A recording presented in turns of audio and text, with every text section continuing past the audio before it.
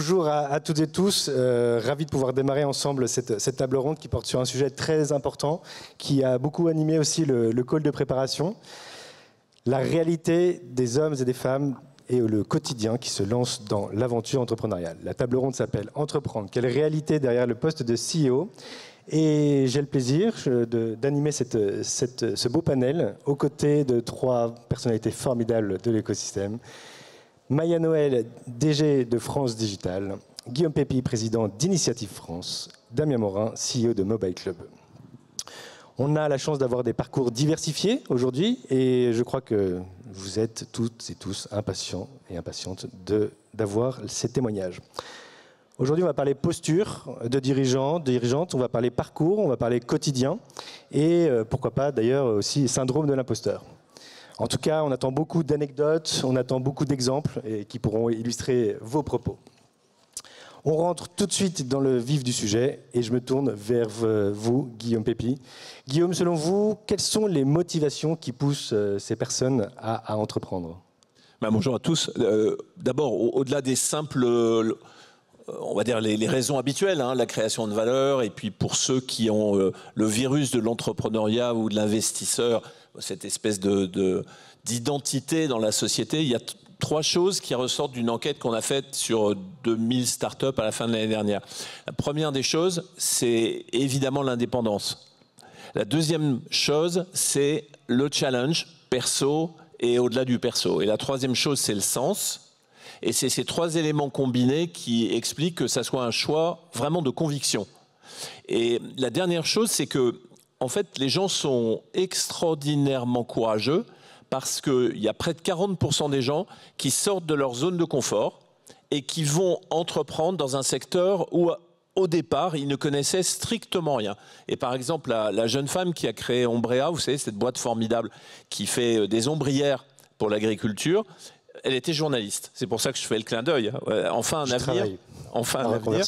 Et maintenant, la boîte a été rachetée par Total. Donc je suis sûr qu'elle s'appelle Julie. Elle va partir vers d'autres horizons. Maya, toi aussi, tu as monté ta boîte. Est-ce que tu te retrouves aussi dans ces valeurs-là, aussi quand tu étais entrepreneuse ? Ah oui, complètement. Il y avait cette notion d'indépendance. Je pense aussi une forme d'insouciance. Il y a un petit côté tête brûlée à vouloir se lancer. Je pense que je me suis lancée relativement jeune, puisque quand j'ai monté ma boîte, j'avais 26 ans. En fait, il y a ce côté où tu te dis, c'est pourquoi pas moi ? Et en plus, j'ai envie de maîtriser d'une certaine manière mon destin. Et donc, tu te lances. Mais il faut être un peu inconscient quand même.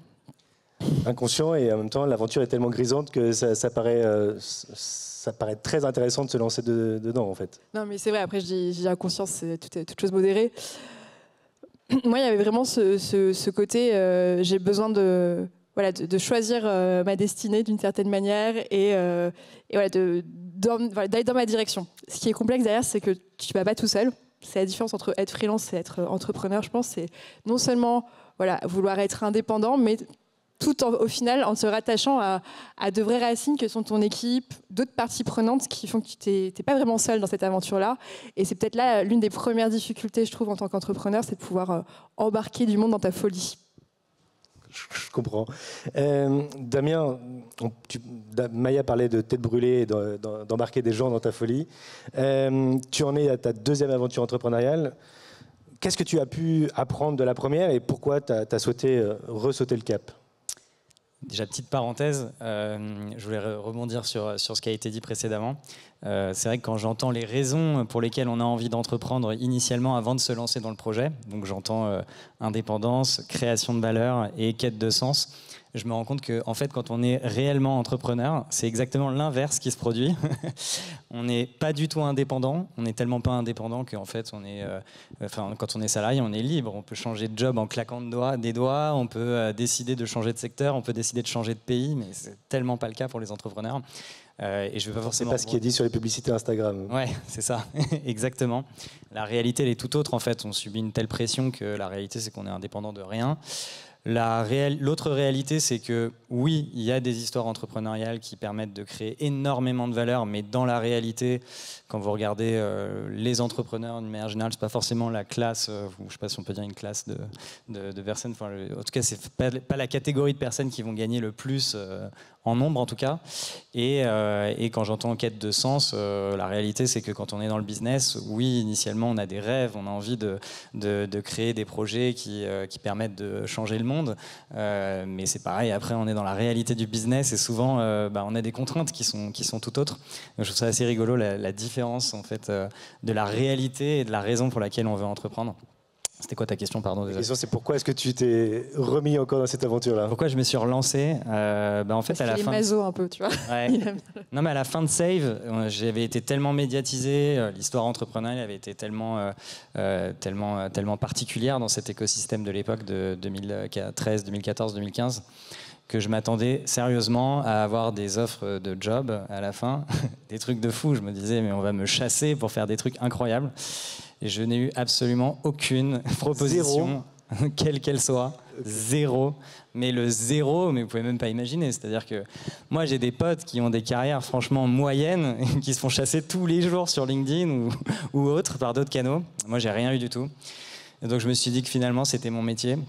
Puis j'ai pris beaucoup de plaisir en fait aussi dans l'histoire de Save, même si ça a été une histoire qui a été difficile à certains moments. J'ai finalement pris beaucoup de plaisir en fait à apprendre, à comprendre, à craquer des problèmes, à embarquer des équipes, à créer aussi des destins incroyables dans ma propre aventure.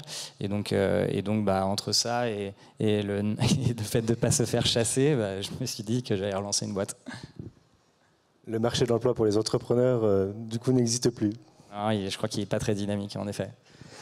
Et justement, sur les montagnes russes de Save, quelles sont les leçons que toi, tu as pu apprendre? Si tu peux revenir un peu sur cette aventure-là, parce que je pense qu'évidemment, elle a été beaucoup médiatisée, mais c'est intéressant aussi comme retour d'expérience.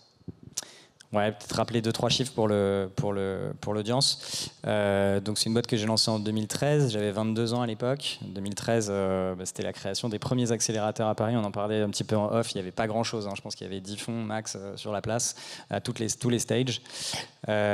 Et donc 3 ans plus tard, on était 500 employés. J'avais 25 ans, j'étais ultra jeune. On est allé très très vite et on n'a pas été financé suffisamment. En plus, on a fait plein d'erreurs comme n'importe qui irait à cette vitesse. Et on a revendu la boîte un peu à la casse en 2017. Donc les apprentissages, ils sont énormes parce que j'ai vécu toutes les phases de boîte en 4 ans. J'ai vécu l'idéation, j'ai vécu la création de la boîte, j'ai vécu une croissance incroyable, j'ai vécu une restructuration, j'ai vécu une revente. Tout ça en 4 ans et de mes 22 ans à mes 26. Donc quand on me pose cette question et que je regarde qui je suis aujourd'hui, j'ai 33 ans, je suis beaucoup plus expérimenté, j'ai investi dans plein de projets, je suis à ma 2e boîte, j'ai un réseau qui est beaucoup plus vaste. Quand on me demande quels sont les apprentissages, j'ai envie de dire c'est les apprentissages de quelqu'un qui est passé de 22 à 33 et qui a eu une carrière professionnelle. Donc c'est énorme à quel point je ne suis plus la même personne de mes 22 à mes 33. Mais je dirais que si je devais répondre à cette question, je dirais que c'est surtout... ma nouvelle aventure entrepreneuriale est beaucoup plus teintée de gestion. Mine de rien, il y a des codes business qui sont très forts. Souvent, quand on lance une start-up, on reste dans l'idée, on est dans la croissance, on est dans la taille de marché, parce que c'est l'écosystème qui nous pousse à ça. Mais à la fin de la journée, c'est des entreprises. Et donc souvent, il faut savoir être le leader, mais il faut aussi savoir être le manager. Et je pense que c'est cette double facette que j'ai beaucoup appris dans ces 10 ans, parce que le côté leader, j'ai envie de dire, je l'avais naturellement dans l'histoire de Save. Et par contre, il fallait l'autre facette. L'autre facette, c'est la gestion. Maya, je rebondis pour toi sur, justement, avec France Digital. Est-ce qu'il y a une question d'âge, peut-être, d'immaturité pour certains entrepreneurs ? Je ne pense pas que ce soit nécessairement une question d'âge. C'est sûr que l'expérience, ça aide à éviter certaines erreurs. Après, il n'y a pas véritablement de mode d'emploi. Donc, tu vois, tu peux aussi très bien réussir sur une première expérience, comme te planter sur la 10e. Donc, je pense qu'il n'y a pas qu'une question d'âge. En revanche, pour reprendre le terme de montagne russe et pour un peu expliciter le côté aussi leader-manager, ce qui est difficile dans le rôle de CEO, c'est que du coup, il faut avoir une direction, garder le cap et, comme je le disais au départ, embarquer. Et ce qui est délicat, c'est de garder le cap, embarquer quand tu vois qu'il y a une véritable différence entre ce que tu affiches et la réalité des choses. Il y a ce que tu affiches déjà auprès de ton cercle proche, c'est-à-dire tes managers, les personnes avec qui tu bosses, pour leur montrer que tu es confiant, parce qu'en fait, c'est avant tout ça, une entreprise, c'est une création d'un collectif autour d'un projet. Si tu veux que le projet avance, il faut qu'il y ait l'envie, l'impulsion. Et il y a un vrai effet d'entraînement dans un sens comme dans l'autre. Donc si toi, en tant que leader, tu commences à être un peu négatif, à pas vouloir chercher les solutions, personne ne le fera à ta place. Donc il y a ce côté qui est assez délicat, mais c'est vraiment peut-être la seule qualité première à avoir, c'est d'être capable de dire, OK, sans être optimiste, complètement aveugle des problèmes, se dire, bah, voilà, je suis face à un problème, je cherche une solution quoi qu'il arrive. Et je n'arrêterai pas de chercher des solutions. Et ça, c'est le côté qui est assez fatigant. Et je pense que c'est le critère commun à tous les leaders. Puis il y a aussi un petit effet qu'il y a eu, je pense, beaucoup dans la French Tech ces 10 dernières années, un peu de starification. Et ce qui était bien, de vouloir faire rêver autour du rôle d'entrepreneur, de lancer des boîtes, parce que ça crée des vocations et c'est hyper important d'en créer. Il ne faut pas non plus qu'on dégoûte avec ce panel sur l'entrepreneuriat. Mais c'est qu'une toute petite facette et c'est pas du tout ça l'envers du décor, mais c'est important que cette apparence continue de perdurer aussi bien vis-à-vis de son entreprise en interne que vis-à-vis de l'externe. Mais la montagne russe, elle est vraiment là, et puis c'est quotidien en plus, c'est ça qui est compliqué. Et puis il y a aussi la question alors on ne parle pas d'âge, d'accord, mais on peut parler aussi d'entrepreneuriat féminin qui a aussi été mis en avant et qui continue à être mis en avant. Guillaume, je crois qu'Initiative France est assez engagée dans cette cause. Bah nous, ça représente, les porteuses de projets, ça représente 43% des projets qu'on accompagne. Mais dans la moyenne française, c'est 33%. Et dans la tech, on va être sympa, on va dire 10%. Et sur le montant des levées de fonds, je parle sous ton contrôle, c'est 2-3% de projets qui sont uniquement portés par des femmes. Ça veut donc dire qu'en fait, on va dire c'était un combat, c'est un combat, et ça reste un combat. Et donc on ne peut pas s'en satisfaire. Hein. Et en plus, la situation française n'est pas bonne de ce point de vue-là par rapport, par exemple, aux États-Unis. Donc ça veut dire qu'il faut que vraiment tout le monde s'y mette. On a des sujets de rôle modèle, on a des sujets de représentation, on a des sujets de convaincre, on a des sujets de changement d'attitude des investisseurs et des banquiers. Et ce n'est pas des sujets à 2 balles. C'est les bons chiffres, Maya, selon toi, dans la tech ? Oui, non, mais de toute façon, on reste à peu près dans les mêmes proportions. Mais nous, on fait un baromètre annuel où on regarde le nombre de femmes dirigeantes par rapport à la totalité des dirigeants. Donc, en gros, c'est 1 femme sur 8. Ce qu'on voit, c'est qu'au niveau des managers, c'est 1 femme sur 4. Donc voilà, plus on monte dans les postes de direction, moins il y a de femmes. Donc il y a ça à faire changer en interne dans les entreprises. Il y a la notion effectivement de rôle modèle, mais en fait, il y a quelque part un besoin de quota pour se dire à chaque niveau, il faut qu'on arrive à amener des femmes. Et justement, à chaque niveau, on parlait aussi de rôle modèle. Damien, je crois que tu as Céline Lazert qui est proche, soit board ou... Non, malheureusement. Non, malheureusement. Même si je l'aime beaucoup. Mais ça a été, je pense, un rôle modèle pour pas mal de personnes, en tout cas avec l'histoire de Litchi. Oui, bien sûr. Et pour vous donner aussi l'ampleur du sujet, moi, donc j'ai eu l'occasion de faire plusieurs tours de table sur Mobile Club, ma nouvelle société. J'ai uniquement levé de l'argent auprès de Business Angel. Beaucoup. J'ai levé à peu près 10 millions d'euros avec 150 Business Angels.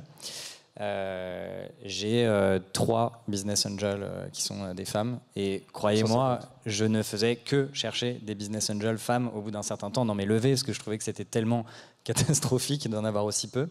Et la réalité, c'est que c'est vrai que c'est pas que j'en voulais pas, c'est qu'il y en a pas en fait, il y en a très très peu. Donc je suis d'accord que c'est des sujets qu'on doit porter dans les entreprises, dans toutes les institutions, que ce soit des financiers, des accélérateurs et tout. On doit pousser l'entrepreneuriat au féminin, d'autant que moi je pense que les femmes sont bien meilleures que les hommes dans le travail. elles sont beaucoup plus rigoureuses. Enfin, moi, mon expérience en tout cas d'avoir des collaborateurs femmes, je trouve que en plus c'est dingue à quel point dans le travail, la plupart du temps, on a des meilleurs éléments. C'est fou. Elles se sont davantage battues. Et justement, sur cette posture et cette envie d'avoir une posture de dirigeant ou dirigeante la plus complète possible, on se dit qu'il faut avoir de l'impact, il faut aussi être responsable de la réalité économique de l'entreprise. Guillaume, de ce côté-là, comment est-ce qu'un dirigeant ou une dirigeante peut se dédoubler et être une meilleure version d'elle-même ? Oui, moi je ne crois pas qu'il faut opposer l'économique et puis l'impact. Si on fait ça, les entreprises ne dureront pas longtemps. D'ailleurs, tous les exemples qu'on connaît, c'est des boîtes qui ont à la fois créé une incroyable valeur, les Blablacar, les Doctolib, les Insect, même si c'est plus dur, mais qui en même temps, quelque part, ont rendu la société meilleure, ont eu un positif impact sur la société. D'ailleurs, l'exemple le plus caricatural, le plus incroyable, c'est les cafés joyeux qui font un pari impossible, qui est de prendre des salariés qui sont dans une situation de handicap particulière, et ça cartonne. Ça veut donc dire que quand on prend en compte l'impact dans toutes ses dimensions, on pousse le projet plus loin. On est plus radical, mais à la fin, l'entreprise a plus de chances d'être résiliente, elle a plus de chances de percoler. Le seul problème, c'est la mesure d'impact. C'est devenu un truc très difficile et il faut se former. Je pense que vous le faites. La mesure d'impact, c'est quelque chose de technique et quelque chose auquel on doit être formé au moment où on porte son projet. Et l'impact, ça se mesure. Il va y avoir aussi des normes qui vont arriver et qui vont être une obligation pour les entreprises. Oui, la CSRD. C'est déjà le cas, exactement. Oui. Et justement, Maya, cet impact, comment est-ce qu'on peut le développer et comment est-ce qu'on peut faire en sorte que France Digital peut accompagner ces entreprises-là dans cette mission ? Ouais. Alors, ce que tu disais précédemment, il y avait le petit côté comment est-ce qu'on fait un peu pour se dédoubler, être partout, ouais. Et je pense qu'on ne peut pas, en fait. C'est impossible. Il ne faut pas arrêter de croire qu'un CEO, c'est un surhomme ou une surfemme. C'est impossible, en fait. Et sinon, en fait, on suit la santé. Et c'est ce qui arrive quand même chez beaucoup d'entrepreneurs. On l'a vu dans l'écosystème quand même, certains qui se sont, on va dire, un peu cramés à la tâche de vouloir être partout tout le temps. Voilà, ça reste des personnes qui doivent peut-être avoir cette capacité d'embarquer les autres, mais surtout, c'est des personnes qui doivent être en bonne santé, reposées, alignées avec elles-mêmes. Et pour moi, c'est ça, on peut avoir de l'impact. C'est faire un projet où tout est aligné. Ses valeurs, ses compétences, son énergie, c'est ça en fait. Je pense que le rôle premier d'ailleurs d'un CEO, c'est de savoir être équilibré et faire en sorte que son COMEX, donc les quelques personnes qui sont en dessous de lui, pareil, se sentent bien, soient équilibrés et ainsi de suite. C'est un ruissellement de... Voilà, on essaye tous de maintenir un équilibre. C'est ça le principal. Et donc, comment on fait pour s'améliorer ? On va voir France Digital, on a un board, on a un coach. Exactement, je pense que c'est aussi une autre compétence et peut-être que l'expérience apporte ça, c'est de savoir bien s'entourer. C'est primordial. Ouais, moi je veux bien ajouter un truc. Je pense que en tant que CEO, il faut accepter que son travail change aux différentes étapes de la boîte. Et d'ailleurs, j'ai eu l'occasion de faire un peu d'investissement et parfois, j'ai certaines de mes participations où ça me saute aux yeux à quel point, en fait, ils restent dans la première phase alors qu'ils auraient déjà dû passer à la deuxième phase, voire peut-être à un bout de la troisième.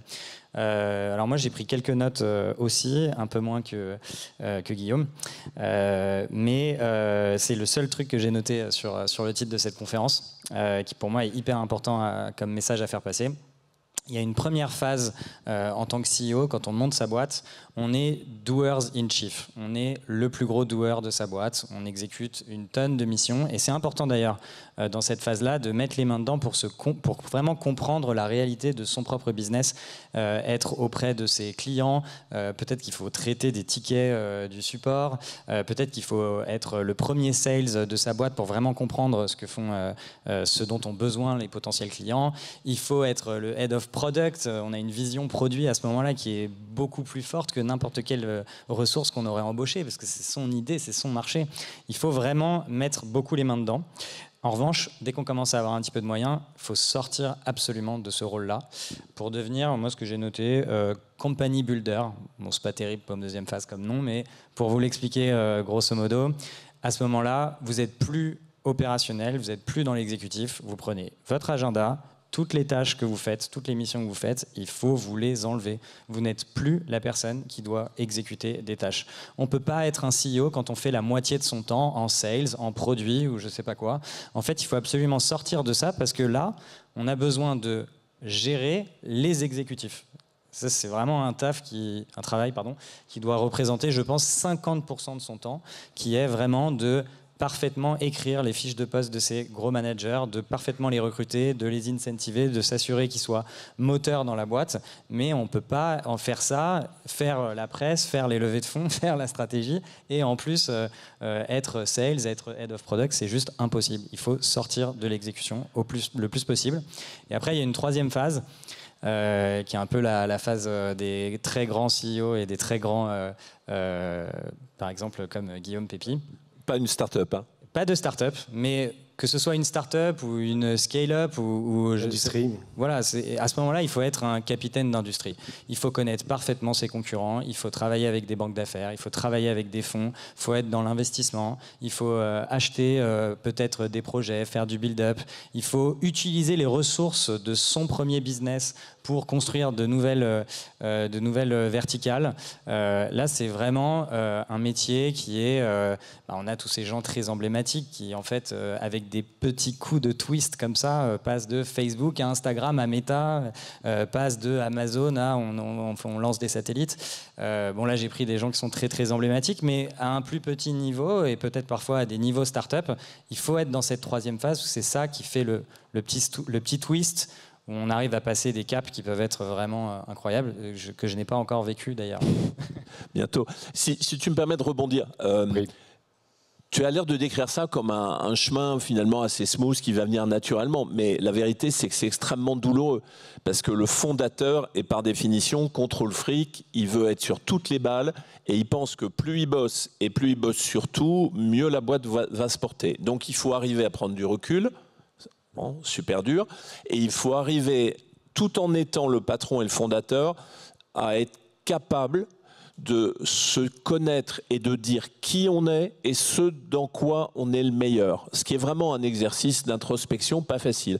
Et pour prendre des exemples concrets, chez Believe, ils ont réussi à créer un poste de Chief Operating Officer avec une femme qui vient de la banque, Béatrice Cossa.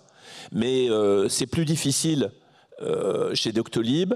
Et ça a été réussi chez Blablacar au moment où Frédéric Mazella et Nicolas Buisson ont décidé de faire tandem. Mais c'est toujours compliqué, douloureux, et pourtant, comme tu l'as dit, c'est la seule solution pour avancer. Et en plus, ce qui est encore plus douloureux quand on est un CEO fondateur, c'est qu'effectivement, c'est son bébé, mais qu'on n'est pas toujours la bonne personne pour gérer son bébé à un moment. Et c'est un peu la phase critique, je pense, et il y a quand même plein d'exemples dans l'écosystème qui montrent que quand tu y arrives, c'est là où tu retrouves l'alignement dont je parlais. C'est parce qu'en fait, tu te rends compte que oui, c'est plus toi t'es plus forcément le capitaine.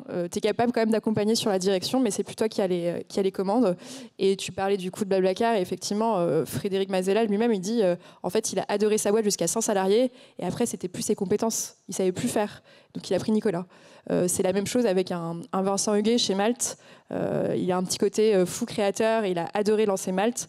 Mais au bout d'un moment, quand il a fallu partir à l'international, il s'est rendu compte que c'était plus la bonne personne. Et est arrivé Alexandre Fréty. Et ça fait vraiment du bien à une entreprise. Et c'est aussi ça, être CEO, effectivement, être capable de dire en fait, je suis plus capable. Et c'est le CEO lui-même qui réalise, ou alors il est aussi accompagné parfois par son board ou ses investisseurs? C'est effectivement un autre point. Je pense que c'est primordial de bien s'entourer, et c'est aussi effectivement un des rôles de France Digital de pouvoir avoir un peu des grands frères, des grandes sœurs, parce que ça ouvre les horizons. En fait, c'est ça qui est assez dingue, c'est quand on commence son aventure, on pense à un horizon, et il n'y a qu'en rencontrant des personnes qui sont allées un peu plus loin qu'on arrive nous-mêmes à se dire « Ah tiens, je peux aller à ce niveau-là ». Et moi, ça a été radical dans ma carrière. C'est vraiment en fonction des personnes que j'ai rencontrées que je me suis dit « Tiens, en fait, je suis capable de ça ». Frédéric Mazella, qu'on mentionnait notamment, est toujours un de mes mentors, et c'est lors de certaines rencontres avec lui que je me suis rendu compte de mes capacités à faire certaines choses que je pensais inimaginables, et ça fait un bien dingue. Donc s'entourer, avoir une gouvernance, et derrière, je pense que tu peux parler de toi, l'époque Safe, je sais que tu as été bien entouré, et c'est ce qui t'a peut-être poussé à aller très loin, peut-être trop loin, mais très loin. Ouais, avec plaisir. Alors là, c'est carrément c'est carrément le choc des cultures parce que moi, donc j'ai lancé Save, j'avais 22 ans. À l'époque, je réparais les téléphones de mes copains à l'arrière de la classe dans mon école de commerce. Je prenais 50 balles, 100 balles par-ci, par-là en cash, jusqu'à ce que je me dise, mais en fait, si j'arrive à faire ça avec les 300 étudiants de ma promo qui savent que je répare les téléphones, en fait, il y a un vrai marché. Donc j'ai regardé. J'ai levé, le mot est bien grand, mais donc j'ai trouvé 80 000 euros auprès d'un copain de promo qui s'appelait Romain Peugeot et qui a investi donc dans le premier magasin. Et à ce moment-là, honnêtement, mon rêve le plus fou, c'était de me dire que dans 5 ans, je pouvais avoir 3 magasins de réparation de téléphone dans Paris, quoi. Et donc à ce moment-là, j'organise quelques soirées en boîte de nuit avec un certain Antoine Martin, qui est cofondateur de Zenly. Exactement, cofondateur de Zenly, et plus récemment Amo, qui me disait écoute, tu devrais peut-être réfléchir à faire un peu mieux. Et j'ai un copain qui s'appelle Jean de la Roche-Brochard, qui parlait ici un peu plus tôt, je crois, aujourd'hui, et qui disait bah, écoute, tu peux le rencontrer, peut-être que tu peux lever du capital pour ouvrir beaucoup plus de magasins. Je le rencontre, à l'époque, lui, il était leveur de fonds chez Pascal Mercier, ça s'appelle Adair Finance, qui est un cabinet de levée de fonds. Je le rencontre, je lui présente mon projet, il me dit c'est génial, mais je m'en vais de ce cabinet de levée de fonds et je vais dans un accélérateur qui s'appelle The Family, qui vient juste de se créer, et je peux venir avec quelques projets malins qui me plaisent et je peux débarquer dans l'accélérateur avec. Et donc là, avec Jean, je rentre chez The Family et je découvre cet écosystème, je découvre que c'est possible, je découvre qu'on peut lever des fonds et que finalement, le projet d'ouvrir 3 magasins de réparation de téléphone dans Paris, il s'est transformé en 2025, il y aura 40 milliards de produits connectés dans le monde et on pourrait être la boîte de service qui répare tous ces produits. Et 3 ans plus tard, ou même du coup 2 ans et demi plus tard, j'avais 25 ans, 500 employés, j'ai levé de l'argent avec le plus gros fonds en Europe de l'époque qui était ID Invest. J'avais à mon board Benoît Grossman, qui est un des investisseurs les plus renommés de la place. Ça, je pense que c'est un des meilleurs exemples de savoir s'entourer. Et souvent, ça se passe comme ça. Et c'est ce board qui a pu justement bien t'accompagner aussi sur la suite? Ça dépend des phases, non, pas spécialement, pour être totalement honnête. On est très vite rentré dans une boîte qui finalement, oui, avait une vision très claire, qui attaquait un marché qui était énorme. Mais après, bon, on était une boîte retail avec des magasins. Et c'est vrai que finalement, avec un peu de recul, ils ont été un fonds qui nous a soutenus jusqu'au bout, puisque d'ailleurs à un moment donné il a fallu remettre de l'argent, ils l'ont fait, pour qu'on puisse restructurer la boîte dans une zone de vraie sécurité. Donc ça s'est passé plutôt bien d'ailleurs, parce qu'on a beaucoup restructuré la société en 2016, et puis on est redevenu à un périmètre rentable en 2017, et c'est eux qui nous ont permis de faire cette restructuration-là. Mais il n'y avait pas une compréhension folle de chacun des éléments de mon business. Après, il faut se remettre dans Save. Je vous parle de Save, c'est une histoire qui n'a duré que 4 ans, entre les téléphones que je réparais au fond de ma classe et une revente de 12 millions d'euros en février 2017. C'est quand même complètement incroyable. On n'a pas le temps de construire tout en fait, dans une période aussi courte. J'aimerais changer de sujet, enfin de question, mais pour aborder le sujet soit de la solitude, soit de la question de l'équilibre vie pro, vie perso. Guillaume, aujourd'hui, quel est le niveau de contrainte des dirigeants et dirigeantes dans leur vie quotidienne? Cette question, c'est une question assez douloureuse, hein, tu l'as abordée. Parce que le niveau de charge mentale qui pèse sur les gens, et tu en as donné de bons exemples, est extrêmement élevé. La question, c'est est-ce que tout le monde, est-ce que chacun a les ressources physiques, psychologiques pour faire face à ce niveau de pression? Et la réponse, c'est non, pas tout le monde.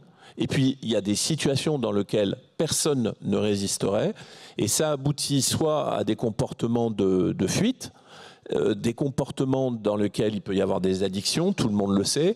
Et puis, les entreprises, ces startups, elles meurent beaucoup de leur isolement et de dépression. C'est-à-dire qu'il y a des moments où tout d'un coup, il y a une chute absolument terrible auquel elles ne résistent pas. Et donc, ce que je crois, c'est qu'il faut qu'on travaille sur ces sujets. Moi, je m'occupe de la Business School de Lyon. On a une chaire avec Malakoff Médéric, qui est assez osée sur la santé mentale des dirigeants de start-up. Et on va travailler sur les deux questions, c'est-à-dire comment on arrive à expliquer aux patrons de start-up la façon de baisser la pression sur eux-mêmes. On parlait délégation, on parlait abandon de tâches, on parlait de tout ce qui fait qu'on réduit la contrainte qui pèse sur eux. Et puis la deuxième solution, c'est évidemment d'augmenter les ressources que chacun peut avoir en lui-même. Et là, il faut se tourner plutôt, pas vers le monde du dopage, mais plutôt vers le monde sportif, en disant comment les sportifs se projettent dans la victoire, comment ils sont capables de régénérer leur énergie. Et je pense que c'est des sujets qui vont peser dans les années à venir. Et ça pèse aussi sur, par exemple, les équipes de cofondateurs. Enfin, il y a aussi ces querelles d'associés qui sont la raison numéro une de fin des entreprises. Et c'est pour ça que chez nous, chez Initiative France, on a en gros systématiquement un accompagnement des prêts d'honneur. Et c'est l'accompagnement qui fait la différence. Parce que l'accompagnement par quelqu'un qui n'est pas un investisseur, hein, mais qui a un regard extérieur, c'est une façon de revenir vers le réel, c'est une façon de prendre du recul, c'est une façon de se sécuriser, de réduire son stress. Et ça pèse ensuite sur la capacité de l'entreprise à durer. Et là, avec les accompagnants, entre guillemets, on parle évidemment des désalignements qu'on peut vivre au quotidien. Et le désalignement chez les entrepreneurs de France Digital, de la French Tech de manière générale, t'en entends parler, Maya, c'est quelque chose que vous pouvez aussi accompagner de votre côté ? Ah bah j'en entends énormément parler. Il y a une vraie différence entre les solopreneurs et ceux qui effectivement entreprennent avec des associés. C'est pas les mêmes sujets. Effectivement, quand on est tout seul à entreprendre, on n'a pas cet effet de désalignement avec ses partenaires, qui est effectivement très récurrent. Et je pense que c'est partie des premières raisons effectivement d'un arrêt de projet. Moi, en tout cas, ça a été une des raisons pour lesquelles. C'était pas la seule raison, mais je sais qu'à un moment on a été désaligné avec mes deux associés, ce qui fait qu'on a décidé de faire autre chose derrière. Et c'est sain de savoir se le dire. Et je pense qu'on a réussi à se le dire suffisamment vite pour pas se détester. Mais moi, je connais plein du coup de personnes dans notre réseau de France Digital qui sont du coup des coachs et qui vont vraiment accompagner sur la discussion entre associés, parce qu'en fait être associé c'est pire limite que d'être en couple. Enfin, moi je trouve ça pire personnellement, parce que parfois on n'ose pas se dire les choses exactement comme il faut, on a peur de heurter quelqu'un parce que c'est pas, et puis on est quotidiennement avec. Enfin, c'est assez compliqué comme relation. Donc oui, ça on le voit beaucoup, et je pense que c'est bien de se faire accompagner. Et c'est encore quand je parlais du fait d'être bien entouré, avoir un board d'indépendants bienveillants, et pas que, et je dis indépendant parce que toi tu as beaucoup parlé de VC, Damien. Ce qui est assez naturel dans une start-up, en général, à son board, on a les investisseurs. Mais je pense que aussi, c'est hyper important d'avoir des administrateurs qui ont un peu plus de recul, qui ne sont pas intéressés, et qui sont vraiment là pour donner des conseils et de la prise de recul. Mais c'est très rare, on va se parler franchement. C'est super rare, mais je pense que c'est une pratique de plus en plus courante. En tout cas, c'est très courant dans les structures plus matures ou plus classiques, on va dire, d'ETI ou grands groupes. Et je pense que c'est un vrai exemple que doivent prendre les start-up aujourd'hui, de savoir faire venir à son board des personnes qui vont leur ouvrir des portes et leur faire prendre du recul, parce que ça sert à ça avant tout, un board, c'est à s'aiguiller. Donc ça, c'est pour voilà, l'accompagnement est primordial, et pour les solopreneurs c'est encore plus important effectivement, parce que c'est vrai, moi à ma toute petite échelle chez France Digital, je gère 25 personnes. Avant ça, j'étais salariée, je suis passée du coup DG. Et c'est dingue à quel point d'un coup, là où tu es dans toutes les confidences, t'es tout de suite mis à part. Et c'est bien, et c'est naturel, et ça préserve justement ce côté un peu symbolique de t'es le guide, donc faut que tu gardes ce statut-là. Et c'est même pas très difficile, enfin, c'est difficile à créer, et c'est important de le garder. Mais donc si on est le guide par rapport à sa structure interne, il faut savoir se faire accompagner de l'extérieur. C'est primordial. Damien, tu parlais tout à l'heure du fait que tu avais investi dans plusieurs boîtes aussi depuis plusieurs années. C'est quoi les gros problèmes enregistrés dans les boîtes pour les CEO ? Alors je dirais que, alors moi j'investis très tôt. J'essaye d'investir pré-seed, seed, même si ça a beaucoup changé, pré-seed, seed, on ne sait plus trop ce que ça veut dire. Plus les mêmes montants. Il y a des boîtes en seed qui lèvent 15 millions, enfin on ne comprend plus trop. Mais grosso modo, normalement, j'interviens en tant qu'investisseur dans les premiers investissements. Évidemment, je ne suis pas le seul investisseur vu la taille de ticket que je fais. Mais donc, j'interviens assez tôt dans les aventures. Donc, j'ai envie de dire, il peut tout se passer à ce moment-là de l'aventure entrepreneuriale. Donc, il y a clairement, souvent, des problèmes d'associés, de désalignement. puisque la boîte, en gros, elle n'a pas encore forcément de clients, elle commence à avoir un bout de produit, elle a un bout de projet. En plus, moi, j'investis sur des valos assez basses, donc j'ai pas des CEO en face de moi qui sont des gens qui ont 20 ans d'expérience, etc. Il y a plutôt first-time entrepreneur. Donc, querelle d'associés, ça vient très vite parce que la boîte souvent fait un certain nombre de pivots, décide de changer sa stratégie et ils n'ont pas suffisamment acté entre eux que c'était le CEO qui prenait les décisions. Et donc, souvent, ils veulent tous mettre leur grain de sel. Finalement, ils peuvent être très vite désalignés. Donc, il est très récurrent dans une équipe de 3 fondateurs d'avoir la première année ou les 2 premières années un fondateur qui s'en va ou 2 fondateurs qui s'en va. C'est quelque chose de très récurrent. Ensuite, souvent, c'est des boîtes qui ratent le go-to-market. Entre l'idée et le bout de produit et les 3 clients qu'ils ont trouvés, il y a une grosse différence entre trouver 3 clients qui sont souvent des copains ou des anciens clients de leur ancienne boîte et souvent le passage de 3 clients à 1000 clients, c'est là où ça capote la plupart du temps. Et puis sinon, je dirais que la plus grosse raison de mourir, puisque en fait à un moment donné il faut que ça s'arrête, c'est le cash. Donc c'est des gens qui vivent concrètement avec un pistolet sur la tempe. C'est-à-dire que leur compte bancaire, d'ailleurs il y a des nouveaux ratios, enfin c'est plus si nouveau que ça, mais c'est trivial.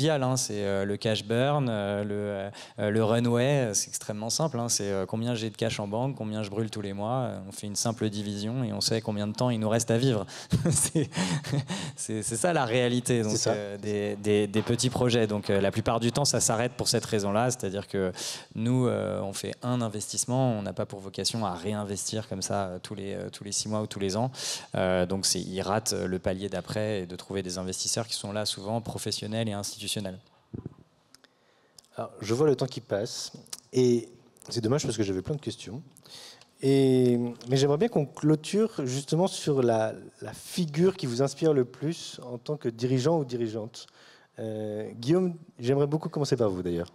J'en ai cité un, c'est Stanislas Neufchâteau, parce qu'en fait, il a à la fois créé une boîte qui a vraiment une vocation mondiale, et en même temps, c'est une boîte qui fait du bien à la société et qui est en train de changer pas mal de choses dans le rapport à la médecine, à la fois pour les patients et puis aussi pour les professionnels médicaux. Mais je vais aussi citer un autre exemple, plutôt dans le Mortard, qui est le patron de Renault, qui est un peu moins connu, Luca De Meo, qui arrive dans une boîte sinistrée, avec une marque sinistrée, avec des comptes sinistrés, et puis on se dit non, Renault, mais c'est du passé. Et le gars a réussi en 3 ou 4 ans à redonner de la désirabilité aux clients, et ça, c'est vraiment très fort. Maya, c'est à toi. Autre que Frédéric Mazzella. Damien Morin. Damien.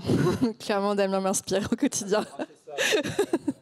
Et puis Guillaume en deuxième Damien, évidemment. Je comprends. Non, c'est compliqué. Je rencontre vraiment beaucoup d'entrepreneurs inspirants et pour vraiment diverses raisons.